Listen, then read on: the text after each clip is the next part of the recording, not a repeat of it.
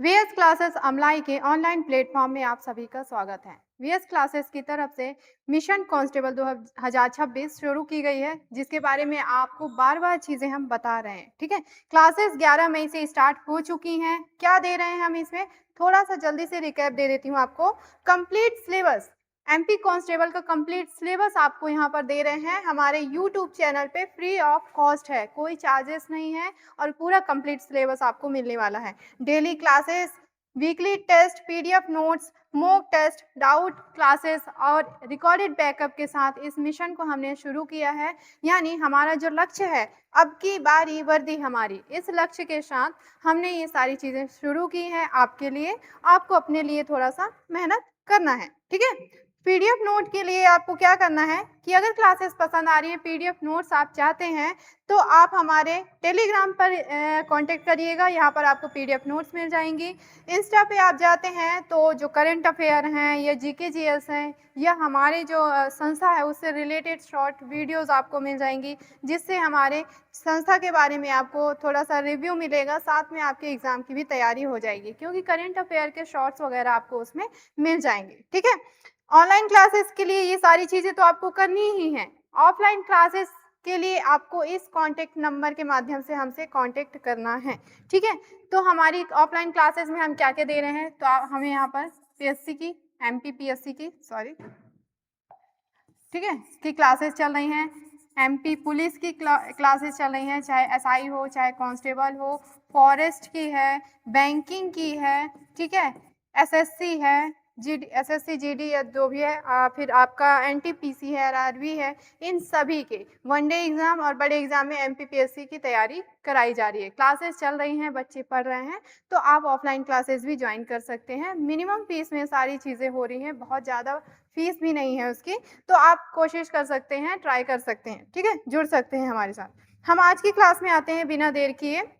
मैं आपको पढ़ा रही थी स्टैटिक जीके। स्टैटिक जीके में मध्य प्रदेश का सामान्य ज्ञान आपको पढ़ा रही हूँ, जिसमें हमने यहाँ पर 16-17 पार्ट्स में बहुत सारा उसका जो सामान्य परिचय है सब कुछ देख लिया है, जिसमें हमने मध्य प्रदेश का भौतिक विभाजन, जिले, संभाग ये सब देखा है। उसके अलावा नदियाँ, पहाड़, वन, कृषि, उद्योग, खनिज, इन सभी को हमने अलग-अलग पार्ट्स में यहाँ पर देखा है। कहाँ मिलेगा ये सारी चीज़ें मैं बता चुकी हूँ, यूट्यूब चैनल पे प्लेलिस्ट में जाएँगे तो प्रॉपर एमपी कांस्टेबल का पूरा सिलेबस वहाँ पर बना हुआ है, जो भी वीडियोज़ आ रही हैं प्लेलिस्ट में आपको मिल जाएगी।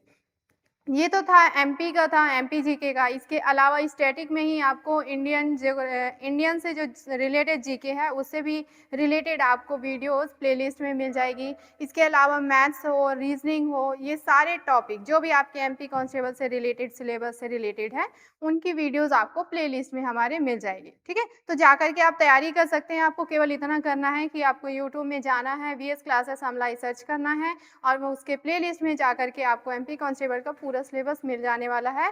एक सीरीज़ से है, तो आपको पढ़ने में भी आसानी होगी। कोई डाउट होता है तो आप कमेंट करिए, उसमें आपको कोई क्वेश्चन आ रहा है तो आप कमेंट करिए, आपको रिप्लाई भी मिलेगा, ठीक है ना?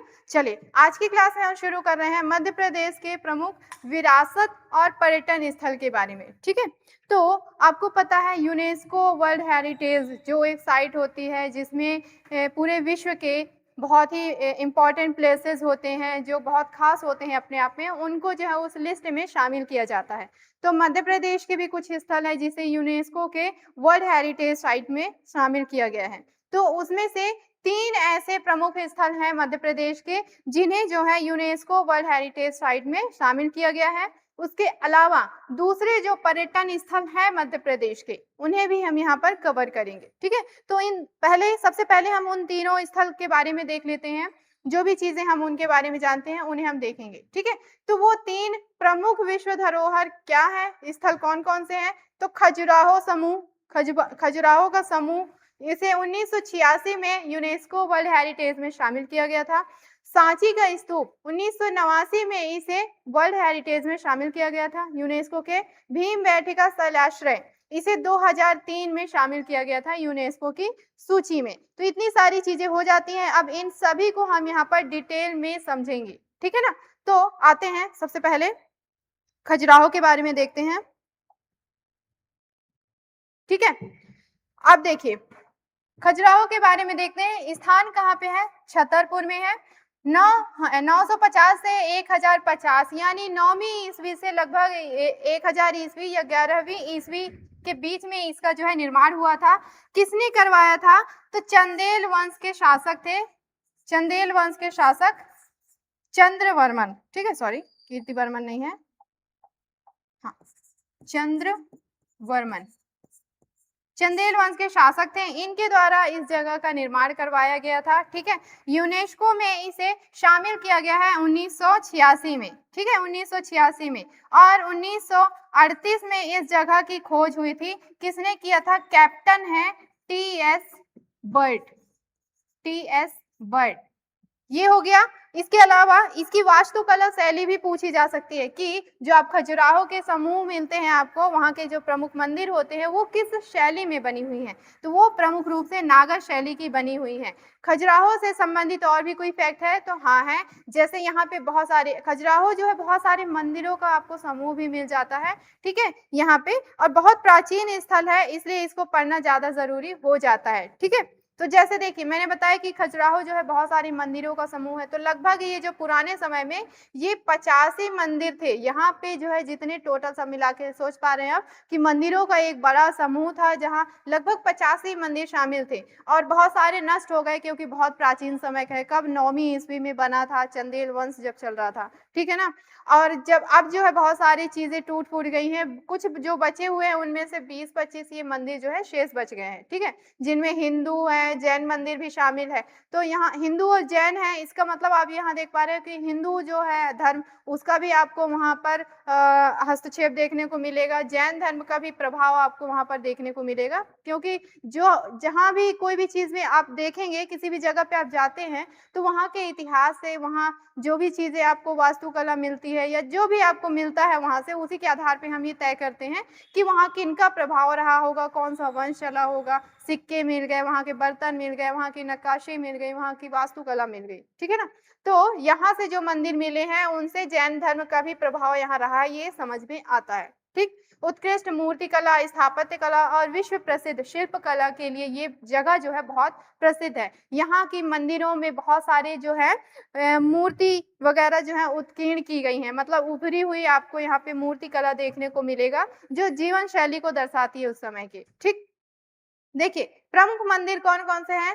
तो कंदरिया महादेव का मंदिर, लक्ष्मण मंदिर, विश्वनाथ मंदिर, चित्रगुप्त का मंदिर और पार्श्वनाथ, जो कि जैन धर्म से संबंधित है। ये पार्श्वनाथ मंदिर आपको यहाँ मिल जाएगा खजुराहो में। ठीक है, तो ये प्रमुख चीजें हो गई किसके बारे में? खजुराहो के बारे में। ठीक है, 1986 में इसे कहाँ शामिल किया गया था? यूनेस्को के विश्व धरोहर सूची में। इतनी चीजें हो गई, इनको आप थोड़ा सा इंक्लूड कर लेंगे अपने नोट्स में अगर आप बना रहे हैं तो। ठीक है, इसके बाद आते हैं सांची का स्तूप।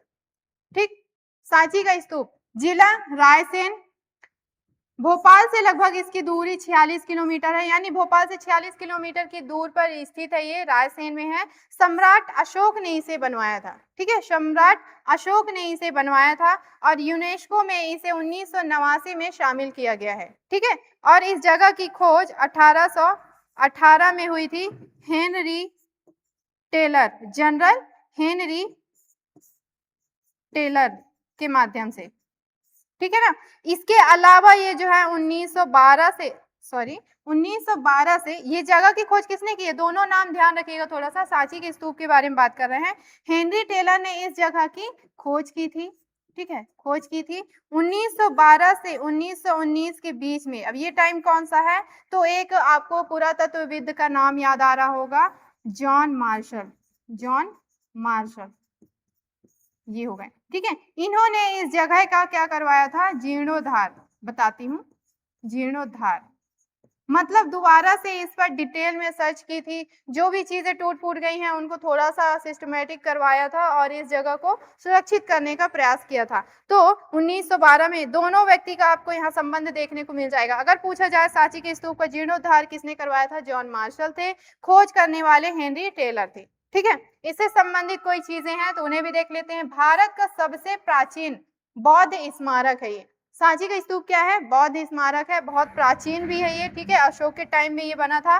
बौद्ध धर्म का प्रमुख तीर्थ केंद्र भी रह चुका है। भगवान बुद्ध के जीवन से संबंधित चित्रांकन एवं बौद्ध कला का उत्कृष्ट उदाहरण भी देखने को मिलता है। ठीक है, तो ये सारी चीजें किससे संबंधित हो जाती हैं? सांची से। इसके अलावा सांची के स्तूप से कुछ चीजें और हैं, उसकी संरचना या उसकी बनावट पर आधारित है। उसे समझिए कि यहाँ विशाल स्तूप है। सबसे पहले तो ये स्मारक है, स्तूप है, समाधि स्थल है। ठीक है, किनका? तो बौद्ध भिक्षु रहे हैं, उनकी समाधि स्थल है। तोरण द्वार एवं मठ यहाँ पर स्थित है। इसमें 4 तोरण द्वार। देखिए वो जो टेम्पल है ना, उसकी बनावट कुछ इस प्रकार से है, कुछ इस प्रकार से बनावट है, और इसको चारों तरफ से जो है एक बाड़ी से या तोरण द्वार कहते हैं। जैसे हम क्या बना देते हैं, बाउंड्री वॉल बना देते हैं, ठीक है ना। तो कुछ उस तरह का बाउंड्री वॉल उसके चारों तरफ बना हुआ है, और चारों में कैसे 4 द्वार बने हुए हैं। मतलब उसमें जो एंट्री गेट है वो कितने हैं? 4 हैं, चारों दिशाओं में है, पूर्व में, पश्चिम में, उत्तर में, दक्षिण में। इस तरह से चारों दिशाओं में अलग-अलग तोरण द्वार बने हुए हैं। 4 तोरण द्वार वाला विशाल स्तूप है ये, ठीक है? सम्राट अशोक के द्वारा बनवाया गया था। इतनी सारी चीजें हो गई किसके संबंध में? सांची के स्तूप के संबंध में। कब इसे 1989 में यूनेस्को के वर्ल्ड हेरिटेज साइट में शामिल किया गया था। ठीक है, इसके बाद आ जाते हैं भीमबेटका शैलाश्रय। ठीक है, भीमबेटका शैलाश्रय जिला रायसेन में है। भोपाल से इसकी दूरी लगभग 45 किलोमीटर होगी। ठीक है, यूनेस्को में इसे 2003 में शामिल किया गया था। हाँ, भारत की प्रागैतिहासिक संस्कृति को दर्शाता है, और सबसे अच्छी बात यह है कि जो भीमबेटका की गुफाएं हैं, वो उसका जो संबंध है ना, आपको बहुत प्राचीन समय से मिलेगा। कहाँ से? लगभग पाषाणकालीन स्थल भी इसे आप कह सकते हैं। मतलब इसका संबंध आपको बहुत प्राचीन समय से मिलेगा। यहाँ पर आपको पाषाणकालीन सभ्यता की जो है छवि देखने को मिलेगी। बहुत सारे यहाँ से जीवाश्म वगैरह पाए गए हैं, संरचना पाई गई हैं, और इन भीमबेटका की गुफाओं में आपको बहुत सारे चित्र जो है आदि मानव काल के मिलेंगे। जैसे कोई शिकार कर रहा है तो शिकार करता हुआ आपको चित्र देखने को मिलेगा। कोई आदिवासी नृत्य करता था उस समय के आदि मानव, तो वो नृत्य करते हुए कोई स्त्री का है या पुरुष का हो गया, किसी बच्चे का, मतलब चित्रात्मक भाषा का या लिपि का प्रयोग करते हुए वहां पर इनकी गुफाओं में आपको जो है वो दृश्य देखने को मिल जाएगा। ठीक है, इसका मतलब हम ये कह सकते हैं कि भीमबेटका का जो संबंध है बहुत ही प्राचीन समय से रहा है, पाषाणकालीन सभ्यता से भी रहा है। ठीक है, आगे देखें। हाँ, 2003 में इसे शामिल किया गया था, ध्यान रखिएगा। और इसके खोजकर्ता वीएस वाकड़कर। कहीं शॉर्ट में नाम मिलता है और कहीं पूरा नाम, इसलिए शॉर्ट में भी बता दे रही हूं। इनका पूरा नाम है विष्णु श्रीधर वाकड़कर। ठीक है, इन्होंने खोज की है किसके? भीमबेटका शैलाश्रय या गुफा के बारे में। ठीक है, इससे संबंधित कोई चीज है उसे भी हम देख लेते हैं। हाँ, तो इसकी खास बात क्या है? देखिए कि मानव सभ्यता के सबसे प्राचीन शैलाश्रय स्थल में से एक है। लगभग 700 से अधिक शैलाश्रय मौजूद है, यहाँ पर देख पा रहे हैं। 500 से अधिक गुफाओं में चित्रकारी जो कि पाषाण युग के मानव जीवन पर आधारित है, उनके प्रमाण पर आधारित है। तो मैंने जैसे बताया कि क्या-क्या देखने को मिला, तो इन भीमबेटका के शैलाश्रय, उनकी दीवारों में मिला है शिकार करते हुए मनुष्य की चित्र मिला है, नृत्य करते हुए पुरुष या स्त्री का चित्र मिला है, पशु का चित्र मिला है, युद्ध किसी प्रकार का, अगर किसी ग्रुप के माध्यम से अगर युद्ध वगैरह भी हो जाता था, उस युद्ध के बारे में बताना हुआ, तो अब उस समय तो भाषा थी नहीं, लिपि थी नहीं, तो चित्र के माध्यम से ये सारी चीजें उसमें बताई गई है। तो ये आपको मिल रहा है कहाँ? भीमबेटका की गुफा में। तो आप इसका संबंध जो है बहुत ही प्राचीन समय से लगा सकते हैं। ठीक है, तो ये हमारे तीनों साइट के बारे में हमने देख लिया, जो कि आपका किससे संबंधित है? यूनेस्को के वर्ल्ड हेरिटेज में शामिल है। ठीक है, एक हो गया खजुराहो, हो गया आपका, दूसरा सांची का स्तूप, तीसरा आपका भीमबेटका की गुफा, और इन तीनों को हमने अच्छे से यहाँ पे समझ लिया। तो यूनेस्को की वर्ल्ड हेरिटेज में 3 स्थल हुए। इसके अलावा बहुत सारे पर्यटन स्थल भी हैं जो मध्य प्रदेश में स्थित हैं। वहां से एग्जाम में क्वेश्चन कैसे बनता है, कोई स्थल का नाम दे देगा और ये कहाँ पर स्थित है, तो आपको ये पता होना चाहिए। ठीक है, तो उनको भी यहाँ पर हम जल्दी से देख लेते हैं। वैसे सारी चीजें हमारी रिवीजन ही हो रही है, क्योंकि हम बहुत सारा जो है जीके पढ़ चुके हैं, उसमें बार बार चीजें रिपीट हुई है। ठीक है, जो कला संस्कृति ये सारी चीजें पढ़ रहे थे, तो उसमें चीजें रिपीट हो रही थी। तो कोई बात नहीं, रिवीजन भी हो जाएगा और अच्छे से हमारा प्रिपेयर भी हो जाएगा, प्रॉपर नोट्स बन जाएगा। ठीक है, जैसे उज्जैन, उज्जैन हमारी सबसे अच्छी जो है धार्मिक नगरी के रूप में माना जाता है और यहाँ पर आपको बहुत सारे जो पर्यटन स्थल है वो मिल जाएंगे। जैसा कि उज्जैन में हम देखें प्रमुख पर्यटन स्थलों के बारे में, तो जिसमें आ जाता है महाकालेश्वर ज्योतिर्लिंग। 12 ज्योतिर्लिंग, भारत में पूरे कितने ज्योतिर्लिंग है? 12 ज्योतिर्लिंग है। उनमें से एक है हमारे मध्य प्रदेश के उज्जैन में महाकालेश्वर ज्योतिर्लिंग, ठीक है ना। दूसरा, काल भैरव का मंदिर, ये भी उज्जैन में स्थित है, प्रमुख पर्यटन स्थित स्थल है। हर सिद्धि मंदिर, ये भी आपके उज्जैन में है, ठीक है। रामघाट, सिंहस्थ कुंभ का आयोजन होता है प्रत्येक 12 वर्षों में, प्रत्येक 12 वर्षों में। इतनी सारी चीजें हो जाती हैं उज्जैन में स्थित प्रमुख पर्यटन स्थलों में, ठीक है। इसके बाद है अगला देखिए, ओमकारेश्वर। ओमकारेश्वर खंडवा जिला खंडवा, ठीक है। ये क्या है आपका ओमकारेश्वर? ये भी ज्योतिर्लिंग है।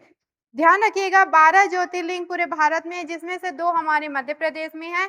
एक आपका महाकालेश्वर था और एक है आपका दूसरा ओमकारेश्वर। इसे ममलेश्वर के नाम से भी जाना जाता है, ठीक है। वैसे तो यहाँ 2 अलग अलग मंदिर हैं ये प्रमुख, लेकिन आपस में जुड़े हुए हैं और एक ही स्थल पे स्थित है। कहाँ पर? नर्मदा नदी के तट पे स्थित है, इसीलिए इसे जो है एक ही ज्योतिर्लिंग गिना जाता है। ओमकारेश्वर कहिए या ममलेश्वर, ये खंडवा में स्थित है, ठीक है ना।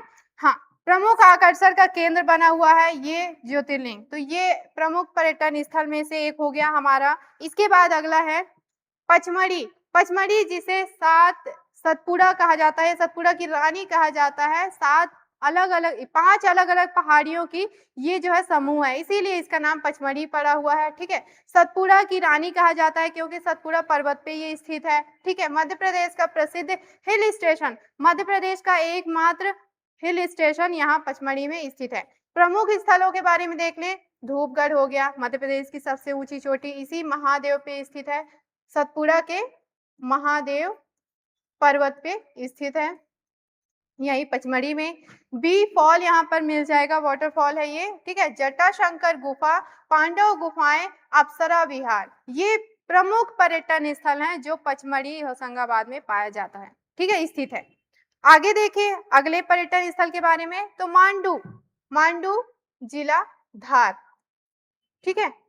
अफगानी स्थापत्य कला या शैली का उत्कृष्ट उदाहरण है, ठीक है। मांडू के जो धार है, यहाँ पे जितने आपको महल किले मिलेंगे वो अफगानी स्थापत्य कला पर आधारित है, उसी से प्रेरित है, ठीक है। और ये जो है प्रमुख रूप से मालवा के शासक थे कौन? हम पढ़ चुके हैं, बाज बहादुर और रानी रूपमती। इनकी प्रेम कथा पर आधारित है, यहाँ पर इनकी समाधियां भी स्थित है, ठीक है ना। उसके अलावा प्रमुख स्थल में जहाज महल, रूपमती का मंडप या महल कहलाता है, हिंडोला महल, बाज बहादुर का महल, ये प्रमुख पर्यटन स्थल हो जाते हैं। अगर आप मांडू जाते हैं तो ये सारे स्थल आप घूम सकते हैं, ठीक है ना। चलिए आगे देखते हैं। ग्वालियर और ओरछा, इन क्षेत्रों में कौन कौन से प्रमुख पर्यटन स्थल है? तो ग्वालियर में ग्वालियर का किला मिलेगा, मान मंदिर, मानसिंह तोमर पर आधारित है, ठीक है, तोमर वंश के शासक, मान मंदिर के नाम से जाना जाता है उनके महल को। सास बहू का मंदिर, जय विलास महल, तानसेन की समाधि, इतनी सारी चीजें हो गई। और तानसेन की समाधि ग्वालियर में है। इसके अलावा एक और कौन से व्यक्ति की समाधि स्थित है यहाँ, जब हम समाधि और फिर मकबरे पढ़ रहे थे, तो मोहम्मद गौस का मकबरा, मोहम्मद गौस का मकबरा स्थित है यहीं ग्वालियर में, ठीक है। ओरछा में देखिए, ओरछा यानी जिला छतरपुर, छतरपुर, यहाँ बेतवा नदी के तट पर स्थित है ये ओरछा। यहाँ आपको राजा महल, जहांगीर महल, चतुर्भुज का मंदिर, राम राजा का मंदिर, ये प्रमुख पर्यटन स्थल देखने को मिलेंगे। अगर आप इन क्षेत्रों में जाते हैं तो विजिट कर सकते हैं, नहीं भी जाते हैं तो आपको एग्जाम के लिए तो ये सारी चीजें पढ़ना ही है, ठीक है ना। तो आपको ये पता होनी चाहिए कौन सी जगह कहाँ पर स्थित है। इसके बाद अगला जबलपुर। जबलपुर को जो है संगमरमर की नगरी कहा जाता है। यहाँ पर आपको सफेद के अलावा दूसरे भी रंग बिरंगे संगमरमर के चट्टानें देखने को मिल जाएंगी, यहीं से निर्यात होती हैं। प्रमुख पर्यटन स्थल भेड़ाघाट है और भेड़ाघाट पाषाणकालीन स्थल भी है, ध्यान रखिएगा। बहुत सारे आपको यहाँ पे जीवाश्म भी प्राप्त हुए हैं। धुआंधार जलप्रपात है देखने के लिए, मार्बल रॉक्स है, नौकायान के लिए भी ये प्रसिद्ध जगह है, ठीक है। तो ये हो गए प्रमुख पर्यटन स्थल जबलपुर से संबंधित। फिर एक दो और रह गई हैं, उन्हें भी हम देख लेते हैं, जैसे इंदौर शहर। इसे कौन सी नगरी कहा जाता है? तो औद्योगिक नगरी कहा जाता है, ठीक है। और आर्थिक राजधानी कह सकते हैं आप मध्य प्रदेश का, व्यावसायिक राजधानी भी कह सकते हैं, सांस्कृतिक केंद्र भी है ये मध्य प्रदेश का, ठीक है। प्रमुख पर्यटन स्थल राजवाड़ा, लाल बाग महल, कांच मंदिर, सराफा बाजार, छप्पन दुकान, ये कुछ प्रमुख स्थल हैं जो घूमने योग्य हैं, पर्यटन स्थल हैं इंदौर के अंतर्गत, ठीक। चलिए, यहाँ पर अब लास्ट में देख लेते हैं भोपाल, मध्य प्रदेश की राजधानी भोपाल। यहाँ भी बहुत सारे प्रमुख स्थल हैं आपको, देखिए जैसे बड़ा तालाब है, वन विहार राष्ट्रीय उद्यान है, ठीक है, सबसे दूसरे या तीसरे नंबर का सबसे छोटा राष्ट्रीय उद्यान है।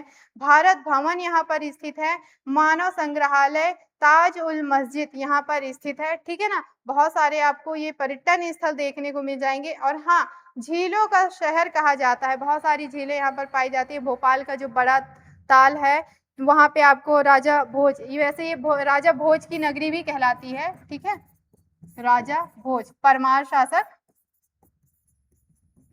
इतिहास पढ़ेंगे तो और अच्छे से समझेंगे। राजा भोज की नगरी भी कहलाती है। यहाँ पर आपको राजा भोज की वहाँ पे मूर्ति भी देखने को मिल जाएगी। बड़ी तालाब यहाँ पर स्थित है जो कि बहुत सारी झीलों का ही एक संग्रहित रूप है, ठीक है। तो ये प्रमुख चीजें हो गई, प्रमुख स्थल हो गए जो भोपाल से संबंधित है पर्यटन स्थल के रूप में, ठीक।